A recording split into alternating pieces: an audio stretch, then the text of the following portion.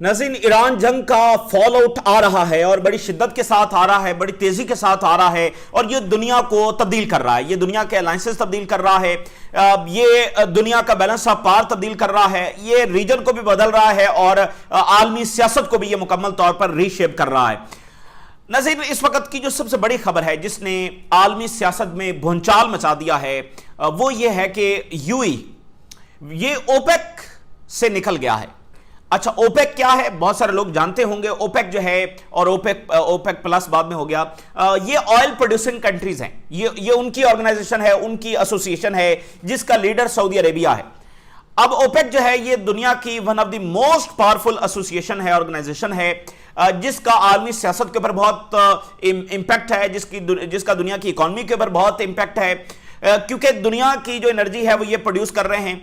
कितना oil produce करना है, कितनी एनर्जी प्रोड्यूस करनी है, उसकी कीमत क्या होगी, ये सारा यही मेंटेन कर रहे होते हैं, जिसके बराह रास्त असरात जो है वो आलमी सियासत के ऊपर जब आते हैं। ये इतने पावरफुल ग्रुप है, यानी जब ये ओपेक में है, यानी एज एन ऑर्गेनाइजेशन ये इतने पावरफुल हैं कि ये अमेरिका को भी रेजिस्ट करते हैं। अमेरिका जब जंगें छेड़ता है और उसके नतीजे में ऑयल प्राइसेस ऊपर चली जाती हैं तो अमेरिका ओपेक को कहता है, सऊदी अरेबिया को कहता है कि आप ऑयल ज्यादा प्रोड्यूस करें। चूंकि ऑयल ज्यादा प्रोड्यूस होगा तो कीमतें नीचे आएंगी और अमेरिका के ऊपर जो डोमेस्टिक जो प्रेशर है वो कम होगा, और साथ यह है कि जो वर्ल्ड इकोनॉमी के ऊपर और अमेरिकन इकोनॉमी के ऊपर प्रेशर आएगा वो भी कम होगा। लेकिन ये मुल्क जो है वो ओपेक जो है ये रेजिस्ट करता रहा है अमेरिका तक को भी। इसकी सबसे बड़ी मिसाल जो है वो यूक्रेन वॉर है। जब यूक्रेन की जंग छिड़ी तो फिर बाइडेन इंतजामिया ने सऊदी अरेबिया के ऊपर ये प्रेशर डाला कि आप ऑयल जो है वो ज्यादा प्रोड्यूस करें, ज्यादा जब ऑयल प्रोड्यूस करेंगे तो डेफिनेटली कीमतें नीचे आएंगी। लेकिन सऊदी अरेबिया ने ज्यादा ऑयल प्रोडक्शन नहीं की, बल्कि उन्होंने ऑयल प्रोडक्शन थोड़ी कम कर दी और इसका डायरेक्ट जो बेनिफिट हुआ वो रशिया को हुआ, क्योंकि कीमतें ऊपर थी तो ज्यादा रेवेन्यू जो है रशिया जनरेट कर रहा था। रशिया भी इसका मेंबर है ना, Saudi Arabia, Russia, middle east के ममालिक, ये सारे जो उसके मेंबर हैं। तो यानी ये इतना पावरफुल है और ट्रंप को ओपेक पसंद नहीं है। ट्रंप को ओपेक पसंद नहीं है क्योंकि आपको पता है कि ट्रंप को अपना ऑयल बेचना है और चूंकि ट्रंप इन्फ्लुएंस नहीं कर पाता ओपेक के डिसीजंस को, सो ट्रंप काफी पुराना ओपेक का जो वो क्रिटिसाइज इसको करता रहा है। तो अब यूएई का इस ओपेक से निकल जाना ये बहुत बड़ा वाकया है और इसमें ग्रेट गेम है। यानी ये नहीं है कि कोई इस एसोसिएशन में आ गया, कुछ चला गया, इसके पीछे एक ग्रेट गेम है, वो मैं आपके सामने रखता हूं। एक तो यह है कि यूएई के जो इससे निकला है उसकी पहली बुनियादी वजह यह है कि यूएई को यह गुस्सा है कि जीसीसी ने ज्यादा सख्त स्टांस ईरान के खिलाफ नहीं लिया। अब यूएई की वो ये राह रखते हैं, वो ये कह रहे हैं जनाब अली कि आपने बड़ा सॉफ्ट स्टांस लिया, हालांकि कोई सॉफ्ट स्टांस जब नहीं लिया है। सारे मुल्कों ने खामोशी भी इख्तियार की, अमेरिका के जो हमले हो रहे थे उन्होंने होने दिए, किसी ने बेस दी, किसी ने एयर स्पेस दी, लॉजिस्टिक सपोर्ट दी, सारा कुछ तो दिया। तो फिर अब क्या मतलब कतर जाकर हमला कर देता ईरान पर? तो वो कुछ जो कर सकते थे सबने किया, सबसे बढ़कर खामोशी है। खामोशी उन्होंने इख्तियार की कि अमेरिका ने जो करना है फ्री हैंड दिया ना कि वो करते रहे। तो कौन सा सॉफ्ट स्टांस है जो उन्होंने लिया ईरान? कोई सॉफ्ट स्टांस जो नहीं लिया। लेकिन बहरहाल असल बात यह है कि यूएई जो है वो अपने आप को मुकम्मल यानी उसने अलाइन कर लिया है इस फैसले के साथ इजराइल और अमेरिका से। पहले भी उनके बहुत सारे डिसीजंस हैं जिसमें वो अपने आप को अलाइन कर रहे हैं इजराइल के साथ और अमेरिका के साथ, लेकिन इस फैसले के साथ वो मुकम्मल तौर पर इजराइल और अमेरिका की कश्ती में सवार हो गए हैं। आप ये समझिए कि उन्होंने अपने सारे अंडे जो है वो उठाकर उधर की टोकरी में जब रख दिए हैं। रीजन से पहले ही वो डिटैच हो रहे हैं, सऊदी अरेबिया के साथ फड्डा चल रहा है, कभी यमन में, कभी सूडान में, कभी बाकी इशूज के ऊपर। और अब इस अलायंस से भी निकल जाने का मतलब यह है कि वो बिल्कुल किसी और डगर के ऊपर चल पड़े हैं, वो बिल्कुल किसी और डायरेक्शन के अंदर जब चल पड़े हैं। तो ये तो एक फॉल आउट है इस जंग का कि अलायंसेस टूट रहे हैं, दुनिया रीशेप हो रही है, बदल रहा है, सब कुछ जब बदल रहा है। अब यूएई जो है वो ओपेक का सबसे अहम तरीन रुकन है। ये ओपेक जितना भी ऑयल प्रोड्यूस करता है, यानी सऊदी अरेबिया, कुवैत, फलाना फलाना, उन सबको मिलाकर जितना ऑयल प्रोड्यूस होता है उसका 15% यूएई प्रोड्यूस करता है। यानी बहुत बड़ा शेयर है ना कि टोटल ऑयल प्रोडक्शन में 15% जो है वो यूएई प्रोड्यूस करता है। फिर आप देखें कि उनका एक स्मूथ सिस्टम है, रिलायबल पार्टनर है कि जो कमिटमेंट है उसके मुताबिक स्मूथ डिलीवरी होनी है। तो ये बहुत रिलायबल और बहुत अहम तरीन रुकन है यूएई। अब ओपेक जो है वो कितना ऑयल प्रोड्यूस करना है, उसकी क्या कीमतें होंगी, वो सऊदी अरेबिया लीडर है और वो मिलकर डिसाइड कर रहा था कि इतनी प्रोडक्शन करनी है, इतनी नहीं करनी, कब ज्यादा करनी है, कब कम करनी है। लेकिन जब यूएई निकल गया तो दैट मींस कि वो अब अपने हिसाब से ऑयल प्रोड्यूस कर सकता है। ये बहुत बड़ा वाकया, अभी इसके और असरात आपको नजर आएंगे और ईरान जंग के असरात आपको बहुत सारे डायमेंशंस में मजीद नजर आएंगे। अब यूएई इस अलायंस से निकल गया, अब वो अपने हिसाब से ऑयल प्रोड्यूस कर सकता है और वो ये प्लान कर रहा है कि 2027 तक वो 5 मिलियन बैरल पर डे वो ऑयल जो वो बेचेगा। इस वक्त टोटल ऑयल जो मिडिल ईस्ट से जा रहा है वो 9 मिलियन है, 9 मिलियन बैरल, और यूएई अपने ऑयल को इतना ऊपर ले जाने वाला है कि वो 5 मिलियन पर डे जब वो बेच रहे होंगे। तो ये तो बहुत बड़ा वाकया हो गया ना कि भाई फिर बाकी जो मुल्क हैं वो क्या करेंगे, वो अपनी ऑयल प्रोडक्शन कम करेंगे या ज्यादा करेंगे, क्या करेंगे। और फिर आपका एक हमसाया मुल्क वो बिल्कुल डिफरेंट आपसे सोच रहा है। देखें जो ईरान की जंग 80s में हुई थी तो उसके बाद उसका फॉल आउट कुवैत जंग निकला था। उसमें मसला क्या था कि इराक जो है वो कर्जे में डूब चुका था। इराक कुवैत को कह रहा था कि आप ऑयल प्रोडक्शन कम करें, वो ऑयल धड़ाधड़ प्रोड्यूस कर रहे थे, बेच रहे थे जिससे रेवेन्यू कम जनरेट हो रहा था। सो इराक उनको कह रहा था कि आप ऑयल प्रोडक्शन थोड़ी कम करें, कुवैत नहीं मान रहा था। तो उसका नतीजा ये निकला कि इराक ने कुवैत पर चढ़ाई कर दी। आप समझ रहे इस बात को। तो यहां पर भी ये यूएई ज्यादा प्रोड्यूस करने जा रहा है, अब उसको बाकी मुल्कों के ऊपर इसके डेफिनेटली असरात आएंगे। और दूसरा यह है कि हमने आपको खबर शेयर की थी कि यूएई जो है वो अमेरिका से जो करेंसी स्वैप है उसके ऊपर डिस्कशन कर रहा है कि हमें डॉलर्स दो। तो हमने आपको बताया था कि अमेरिका डॉलर ऐसे ही नहीं देगा, वो कुछ मांगेगा यूएई से, कुछ मांगेगा वो यूएई से। अब अमेरिका क्या मांगेगा ये हमने देखना। तो ऐसा लगता है कि अमेरिका ने फिर इनसे ये मांगा क्योंकि ट्रंप ओपेक को पसंद नहीं करता है। और आपको पता है कि ट्रंप इस वक्त बार बार क्या बात कर रहा है कि दुनिया मेरा ऑयल खरीदने आ रही है, दुनिया जब वो अमेरिका का ऑयल खरीदने आ रही है। सो ऐसा लगता है कि अमेरिका और यूएई फ्लड करेंगे दुनिया के मार्केट्स को विद देयर ऑयल, और वो चैलेंज करेंगे ओपेक को, रशिया को, सऊदी अरेबिया को में भी, यानी ओपेक को वो ओवरऑल जब फ्लड करेंगे। अब देखें यूरोप ऑयल खरीद रहा है, उसको अमेरिका प्रेशराइज भी कर रहा है, वो खरीद भी रहे हैं अमेरिका से। अब यूएई 5 मिलियन पर डे देगा, यानी 50% तो वो फिर अकेला ही दे रहा होगा जो मिडिल ईस्ट देता है। तो देखें ये सब कुछ बदल देता है, ये बात सिर्फ सब कुछ बदल देती है कि मिडिल ईस्ट जो जरूरतें पूरी कर रहा है, यूएई अकेला वो 50% जब वो दे रहा होगा उस जरूरत के, 50 से भी ये प्लस बनता है। तो एवरीथिंग गोना चेंज। तो उधर से अमेरिका बता रहा होगा कि आपने वहां से ऑयल खरीदना है, या हमसे खरीदो या यूएई से खरीदो। हम ये बात कर रहे हैं कि चूंकि ये यूएई जो उसने फैसला किया है, ये अमेरिका की वजह से ये फैसला हुआ है, और वो बिल्कुल यानी कि अमेरिका के साथ और इजराइल के साथ उन्होंने अपने आप को बिल्कुल उनके कैंप में बराह रास्त और टोटली चले गए, तमाम अंडे उठाकर उधर की टोकरी में जो रख दिए। अब ये भूचाल आया हुआ दुनिया भर में। मैं कुछ हेडलाइंस आपके साथ शेयर करता हूं। United Arab Emirates quit oil cartel OPEC, और रॉयटर्स ने लिखा UAE leaves OPEC in major blow to global oil producer group.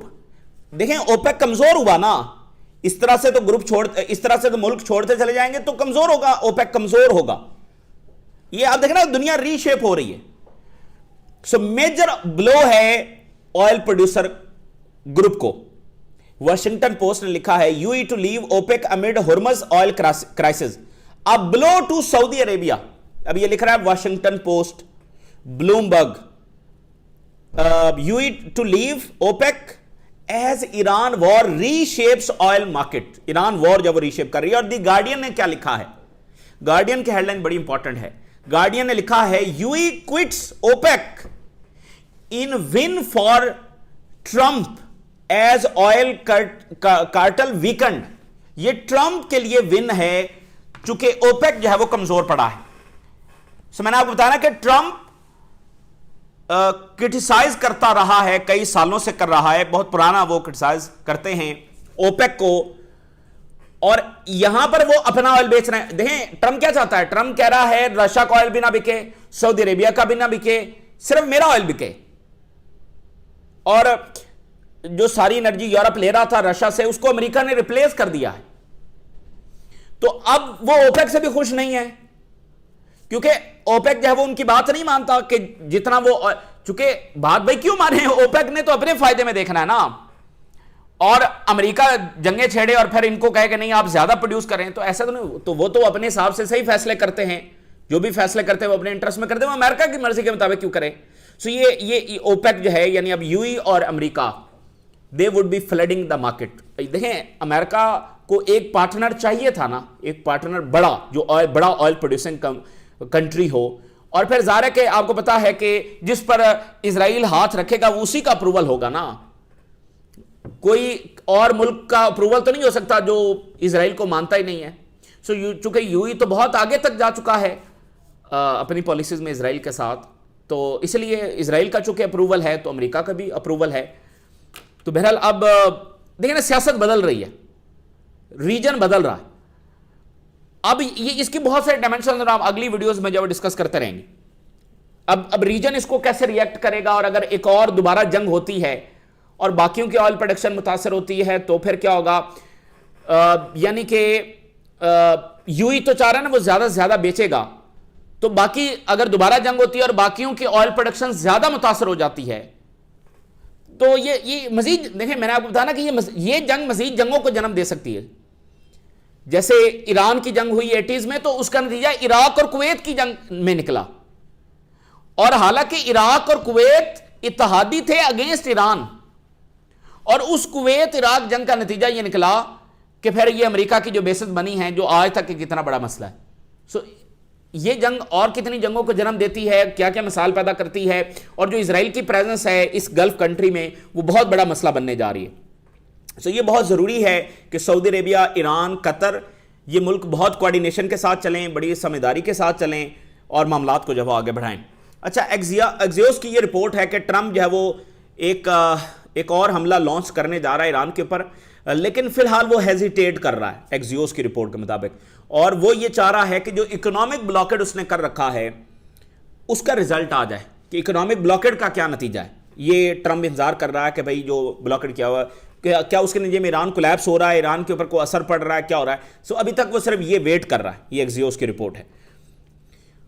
और ताज़ा तरीन जो कंसल्टेशन हुई है ट्रंप और उसकी इंतजामिया की, न्यूयॉर्क टाइम की रिपोर्ट के मुताबिक उसको बताया गया है, ट्रंप को बताया गया है कि 2 माह के अंदर अंदर ईरान को बहुत मेजर सेटबैक होगा इस इकोनॉमिक ब्लॉकेड से, और बहुत बहुत बड़े असरात उसके ऊपर आना शुरू हो जाएंगे। अच्छा, तो ईरान पर आएंगे या नहीं आएंगे, लेकिन फिलहाल अमेरिका और उसके इत्तेहादियों पर बहुत बड़े जो असरात है वो आना शुरू हो गए हैं। खबर यह है कि अमेरिकी ऑटोमेकर्स ने यह वार्न किया है कि चीप कार्स में एग्जिट यूएस मार्केट। सूरत हाल इतनी खराब हो रही है कि अमेरिका में अफोर्डेबल कार बड़ा मसला पैदा हो जाएंगी। चीप कार्स अमेरिकी मार्केट में शायद एग्जिस्ट ही ना करें, यानी कारें बहुत ज्यादा महंगी हो जाएंगी। जो टैरिफ हैं, जो बाकी पॉलिसीज हैं, सारे क्राइसिस को मिल मिला के चीप कार्स ही अमेरिकी मार्केट से निकल जाएंगी, महंगी कारें। सो ये एक बहुत बड़ा क्राइसिस खुद अमेरिका के लिए आ रहा है। ये उनके ऑटोमेकर्स वार्न कर रहे हैं, हमारी कोई रिपोर्ट नहीं है, अमेरिकी ऑटोमेकर्स की आज ये रिपोर्ट है। और उधर इटली को सेंट्रल बैंक ने वार्न किया है कि इकोनॉमिक हालत जो है वो बहुत बुरी है, कर्जा बढ़ता चला जा रहा है और कोई स्पेस नहीं है कि हम पब्लिक फंडिंग के ऊपर मजीद पैसा लगाएं। यानी जो पब्लिक वेलफेयर के जो प्रोजेक्ट्स हैं वो शुरू करने के लिए, उनको जारी रखने के लिए, उनको मुकम्मल करने के लिए पैसा नहीं है। सो देखना, इससे गवर्नमेंट्स पर बड़ा प्रेशर आ रहा है, भाई आपको पब्लिक वेलफेयर वाले तो प्रोजेक्ट्स करने हैं, लेकिन सेंट्रल बैंक जो जॉर्जिया मेलोनी कह रहा है कि नहीं, इसकी कोई इजाजत नहीं है, यानी कि इसकी कोई स्पेस नहीं है, इकोनॉमिक कंडीशन बहुत बुरी है। तो ये बर्डन जो है वो अमेरिका और उसके इत्तेहादियों पर आ रहा है। दूसरा खबर यह है कि वाशिंगटन में इस बात के ऊपर पैनिक है, फॉक्स न्यूज के मुताबिक, कि जो ईरान के फॉरेन मिनिस्टर गए हैं रशिया, और फिर रशिया जो अनाउंसमेंट वहां से आ रही हैं, तो अमेरिका बड़ा अलार्म्ड है कि ईरान और रशिया का ताउन किस हद तक बढ़ चुका है। ये वाशिंगटन में बड़ा पैनिक जब वो पाया जा रहा है। और उधर मिस्र जो कुछ कर रहा है उसके ऊपर इजराइल में बड़ी खलबली मची हुई है, तल अवीव में बड़ा पैनिक है। तो अब आप ये देखिए कि इजरायली जो हैं वो ये कह रहे हैं कि इजिप्शियन मिलिट्री कैपेबिलिटीज जो वो बढ़ रही हैं, बॉर्डर्स के करीब वो कंसंट्रेशन कर रहे हैं और साथ वो ट्रेनिंग्स कर रहे हैं, और ये तो पीस एग्रीमेंट की खिलाफ वर्जी। अच्छा, ये जो मर्जी करते पड़े वो पीस एग्रीमेंट की खिलाफ वर्जी नहीं है। उन्होंने थोड़ी सी जंगे मशकी कर ली, तैयारी कर ली। सो देखें, ये मुल्कों को अब अंदाजा हो रहा है कि भाई इसराइल से तो जो बातें की थी वो तो नहीं बनी, बल्कि वो जेनोसाइड भी करके उनका मामला वहीं खत्म नहीं हुआ, बल्कि वो ईरान की तरफ बढ़े, आगे बढ़े, आगे बढ़े। तो अब मिस्र जो है वो पता नहीं क्या तैयारी कर रहा है, लेकिन इसराइल में पैनिक है। अब आ जाते हैं जरा ईरान के ऊपर। ईरान ये कह रहा है कि हम डिप्लोमेसी कर रहे हैं, but at the same time we are prepared for war. ये ईरान कह रहा है कि हम डिप्लोमेसी के ऊपर फोकस कर रहे हैं, but at the same time हम जंग के लिए तैयार हैं। और आईआरजीसी की कुछ बातें बड़ी इंपॉर्टेंट है। आईआरजीसी ने कहा है कि हमें जरा गूंज सुनाई दे रही है। किस बात की गूंज सुनाई दे रही है? कि अमेरिकन प्रेजेंस का खात्मा हो रहा है गल्फ से फॉरएवर, हमेशा के लिए। यह गूंज हमें सुनाई दे रही है। और यह बात वो तब कर रहे हैं जब गल्फ काउंसिल का इजलास हुआ है, उसके बाद ये कह रहे हैं। So a voice is being heard in the Strait of Hormuz about the end of American presence in the Gulf. इसको रशियन मीडिया भी रिपोर्ट कर रहा है। हमें गूंज सुनाई दे रही है, दूर से एक आवाज आ रही है कि अमेरिका को गल्फ छोड़ना पड़ रहा है। यही अल्टीमेटली अमेरिका को यही होगा, उसको यहां से लीव करना पड़ेगा। तो Strait of Hormuz will remain under Iranian control forever. Strait of Hormuz अब हमेशा के लिए ईरान के कंट्रोल में रहेगा। एंड उन्होंने कहा कि अगर गवर्नमेंट की इजाजत नहीं होगी, अगर ईरानी गवर्नमेंट अलाउ नहीं करेगी, अगर उनका यह फैसला होगा, तो हम 1 लीटर भी स्ट्रेट ऑफ हॉर्मज से जाने नहीं देंगे। और पर्शियन गल्फ से फॉरएवर अमेरिका जो एग्जिट करने जा रहा है, यह हमें आवाज गूंज सुनाई दे रही है। और एम्पायर जो है वो इनसेन एरोगेंस में मुब्तला हो चुका है। पागलपन की इंतहा तक की जो एरोगेंस है उसमें मुब्तला हो चुका है। ये दुनिया जो मुल्कों के रिसोर्सेज हैं उनके ऊपर अटैक कर रहा है, सिविलाइजेशंस को मिटाने की धमकियां दे रहा है, जियोग्राफिकल नेम्स चेंज कर रहा है। आपको पता है ना कि वो गल्फ ऑफ मैक्सिको करार दे दिया गया, उसको गल्फ ऑफ मैक्सिको को गल्फ ऑफ अमेरिका करार दे दो। जियोग्राफिकल नेम्स है वो उनको चेंज किया जा रहा है।